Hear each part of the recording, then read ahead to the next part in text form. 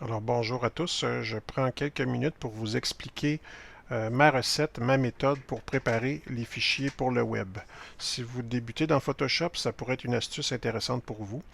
Donc j'ai ici une image qui a été retouchée et préparée dans Lightroom, puis par la suite dans Photoshop. Toutes les retouches ont été faites, l'image me convient, c'est maintenant que je suis prêt à faire la préparation pour le web.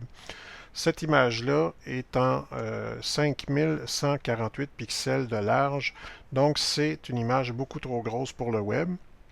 Euh, Moi, je préfère utiliser une résolution de 1500 pixels de large. Vous pouvez aller peut-être jusqu'à 1200, mais en bas de 1200, ça commence à faire une image un peu petite, surtout que la plupart des gens maintenant ont des écrans au moins de 19 à 24 pouces. Donc, c'est intéressant pour les gens qui se promènent sur votre blog ou sur votre page Facebook de voir des images avec une bonne proportion à l'écran. Donc, une fois que j'ai redimensionné à 1500, je clique sur OK. Et si je double-clique sur ma loupe, j'obtiens le résultat euh, final de l'affichage de mon image à 1500 pixels. Une fois que ça c'est fait, j'aime bien donner un peu de netteté à mes images, là, un peu de crisp, là, juste avant de les envoyer sur le web. Ça dépend des goûts, vous n'êtes pas obligé de le faire. Mais dans mon cas, ce que j'aime bien, c'est de faire ça sur un layer différent. Donc, je copie mon layer et sur cette copie-là, j'applique le filtre Other High Pass et j'y vais avec un radius de 0,4. Ça peut varier entre 0,3 et 0,7. Ça dépend de l'image. Ça dépend aussi du résultat que vous voulez à la fin. Il ne faut pas trop exagérer parce qu'à un moment donné, quand c'est trop intense, c'est pas intéressant. On clique sur OK. Et maintenant, je prends ce layer-là et je le mets dans les modes de fusion sur Linear Light. Alors tout de suite, on voit la différence. Je me retrouve avec une image qui est beaucoup plus crisp que ce que j'avais tantôt. Si je décoche mon layer, on voit la différence maintenant. Évidemment, ça dépend des goûts. Si vous trouvez que c'est trop intense, l'avantage, c'est que vous pouvez jouer avec l'opacité du layer pour réduire l'effet. Dans ce cas-ci, je vais le laisser à 100%. Je vous montre un petit bonus si jamais vous voulez faire un effet plus sélectif sur certaines zones de l'image. Dans ce cas-ci, je crée un masque. Je choisis une brosse quand même de bonne taille et avec la couleur d'avant-plan noir pour pouvoir peindre sur le masque qui lui est blanc. Alors je vais réduire un peu mon image pour l'avoir dans sa totalité et puis là je vais venir peindre sur mon ciel pour enlever l'effet de netteté sur le ciel. Parce que quand le ciel est un peu trop sharp et qu'on voit les pixels, c'est peut-être pas ce qu'il y a de mieux.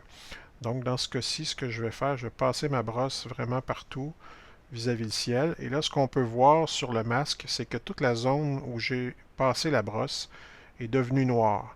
Ce que ça va faire, c'est que quand on regarde l'image, si on décoche le masque ici, on s'aperçoit que l'effet de netteté s'est produit seulement sur l'avant-plan et que ça n'est pas intervenu sur l'arrière-plan, sur le ciel, parce que j'ai réussi à masquer le tout avec ce masque et avec une brosse en noir pour peindre sur le masque. Une fois que ça c'est fait, je suis prêt à sauvegarder mon image. Je fais un Save for Web. Pourquoi? Parce que avec cette option-là, j'ai la possibilité de jouer avec plusieurs paramètres. Dans mon cas, je vais choisir un JPEG. Et puis, attendez que je ne me trompe pas, avec un JPEG High. Et aussi, je peux jouer avec l'intensité de la compression. Alors, si je mets ça au maximum, j'ai 100%, à Very High, j'ai 80. Moi, je ne vous conseille pas d'aller en bas de 80. Euh, Puis même dans certains cas, on peut laisser ça au maximum. Ça fait quand même pas un fichier très gros, là, 1.27 MB. Avec les nouvelles connexions Internet rapides de nos jours, c'est pas utile de compresser pour rien vos fichiers JPEG. La qualité va s'en ressentir. Ensuite, je laisse cocher Optimiser. et je convertis mon fichier en sRGB. Pourquoi? Parce que la plupart des navigateurs web et des écrans vont n'afficher que du sRGB. Donc, même si vous avez travaillé votre photo en Pro Photo à 16 bits dans Photoshop et dans Lightroom, au bout du compte, il va être affiché en sRGB. Donc, personnellement, je préfère le convertir tout de suite. Ça me donne une idée de comment le fichier va être vu sur la plupart des moniteurs. Ensuite, je laisse les métadonnées à All. Pourquoi? Parce que dans certains cas, il y a des sites comme Flickr et 500px qui vont lire les métadonnées du fichier, ils vont les afficher pour la personne qui navigue au travers du portfolio. Alors, ça peut être intéressant. Et ensuite, ben, il suffit de choisir. Dans ce cas-ci, on peut voir aussi qu'au niveau de la qualité, là, on peut laisser ça à bicubic parce que on a déjà donné de la netteté à l'image. Donc, si on en rajoute avec bicubic Sharper, c'est peut-être un peu trop intense. Alors, la plupart du temps, je le mets à bicubic. Je n'ai pas fait vraiment de test là, pour voir les différences entre chacun. Mais je vous dirais que dans l'ensemble, ça n'a pas une grosse incidence sur le résultat final.